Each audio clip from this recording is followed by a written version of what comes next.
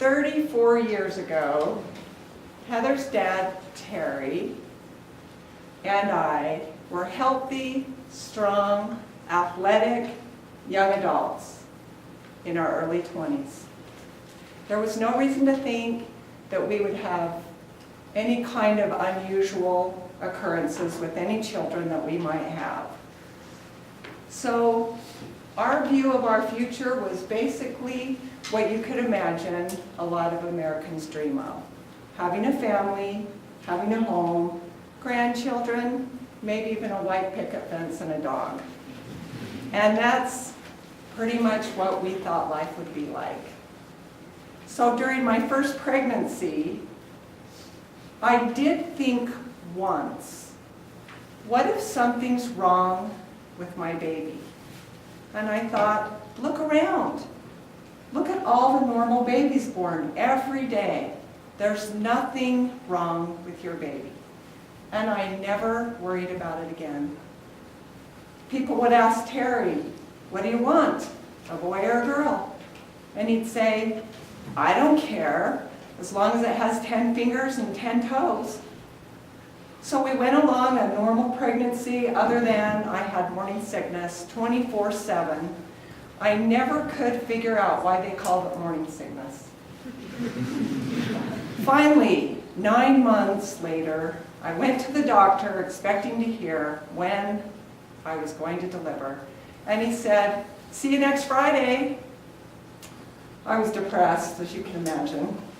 But he was right.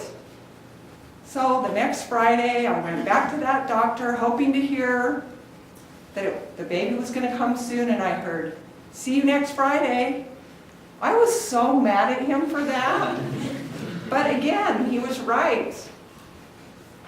The next Friday I went back and he said, I don't think I'll see you next Friday. Right again, I went into labor. I went to the hospital, and as I was riding in the car, suddenly I had this intense feeling of panic. I can't change my mind. I can't get out of this. I have to do this. It felt like claustrophobia. When I arrived at the hospital, the kind nurses calmed me down and assured me they would give me something for pain and everything would be all right. As I was being wheeled into the delivery room, I saw shelves filled with piles of pink and blue blankets. And I thought, I wonder if I'm going to have a boy or a girl. Because ultrasounds weren't routinely performed back then, so we didn't know the sex of our baby. In the delivery room, there was a big round mirror that was up on the ceiling. It was at a perfect angle so that we could see the birth of our first baby.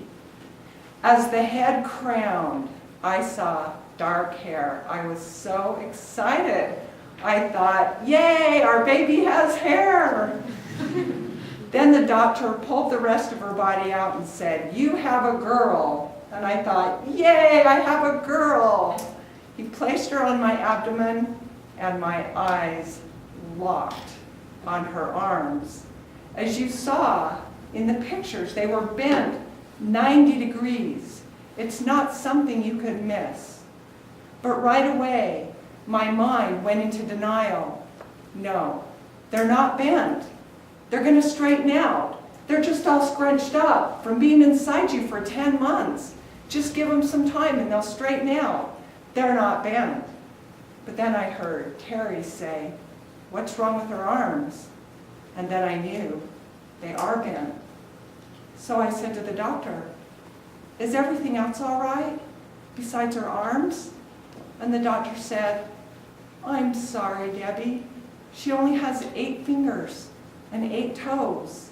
I couldn't believe it. It was unreal, unbelievable. It just seemed like a joke. And then they took the baby away because she needed some further attention. And the doctor looked at me in my eyes with all the compassion that you can imagine, and he said, I am so sorry, Debbie. this isn't the kind of baby I anticipated for you. I was wheeled into the recovery room, and immediately my mind just took me to the safe place of denial. And Terry went to call our parents. I just kept thinking, no, this isn't happening. I'm just going to go home, and I'm going to pretend like none of this happened. I didn't have this baby. I'm going to start all over again. I'm going to get pregnant. I'm going to have a different baby.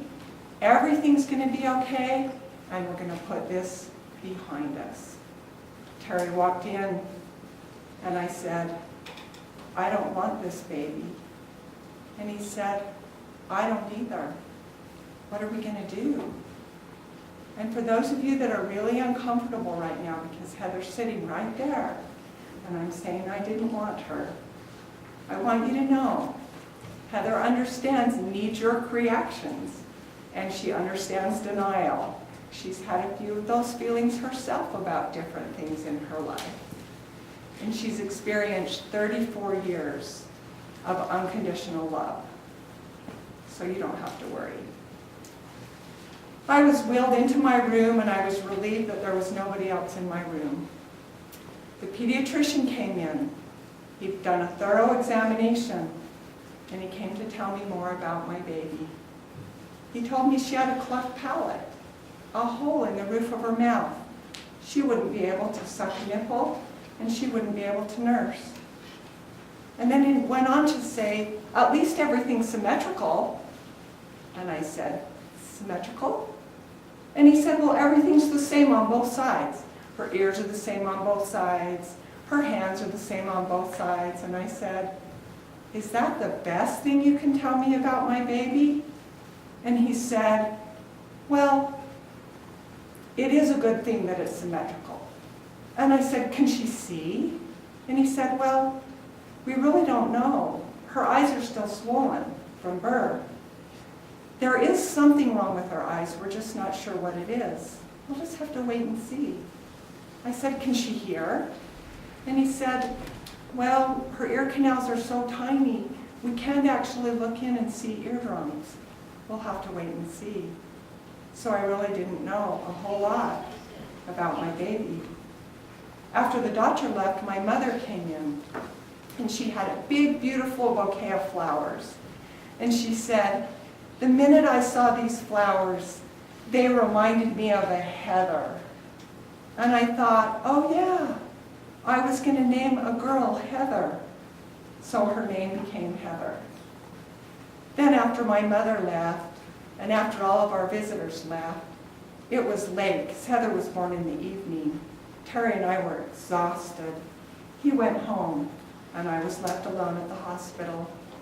And I cried myself to sleep. And I would wake up suddenly, like I'd had a nightmare. I'm sure all of you have experienced that. And all of a sudden you think, oh, good, it's a nightmare. So I'd wake up and I'd think I had a nightmare, and then I would remember, it's not a nightmare. It's really happening. It's true. And I would cry myself back to sleep. And that happened several times that night. In the morning when I awoke, I was full of emotion, and I didn't know how to face the day, and I didn't know how to face my new reality, and I didn't want to. I wanted to hang out in denial. I called the nurses station, and I asked them to hold all my phone calls. I couldn't bear to hear the words, I'm so sorry. If I heard those words, then it would be a lot harder to hang out in denial. It would force me into a reality to admit that something had just happened that I didn't want to be happening. So I stopped all my phone calls. Terry came and saw me for a few minutes, and then he went off to work. And I just cried that whole day. Later that afternoon, mother instincts, curiosity, I'm not sure what it was, maybe a little both. I wanted to see my baby. I climbed out of bed and I walked down to the nursery. And I stood outside the nursery window. And inside the nursery was only one baby. And the name on the nameplate was Heather Matson. And I looked at her and I thought, that poor baby, she's in there all alone because all the other babies are with their mother, and her mother doesn't want her, and I'm the mother. Tears were streaming down my cheeks, and a kind nurse put her arm around my waist, and she said, would you like to hold her? And I said, okay. So I scrubbed up, and I went into the back room, and I sat in a rocking chair, and I waited. 2 nurses came in with Heather, and they said, it's time for Heather's feeding. Would you like to watch us feed her? And I said, okay. So one nurse propped Heather up in a little sitting position, and the other nurse got a special feeder called a Breck feeder. It looks a lot like a turkey baster with a tube on the end, because they needed to get the formula to the very back of Heather's throat so that it wouldn't come out her nose before it went down to her stomach. So the nurse started feeding her, and the milk was just flowing out of her nose and out of her mouth. She looked like she was drowning in it, just glub, glub, glub, glub, glub. There's nothing more painful than to watch a baby struggle to breathe or to eat, especially when that baby is your own.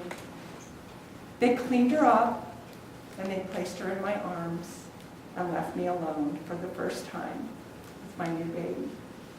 And as I looked down at Heather, and I thought, this is the baby that was inside me, the one that was kicking, the one that was moving, the one that I've been talking to and preparing a nursery for.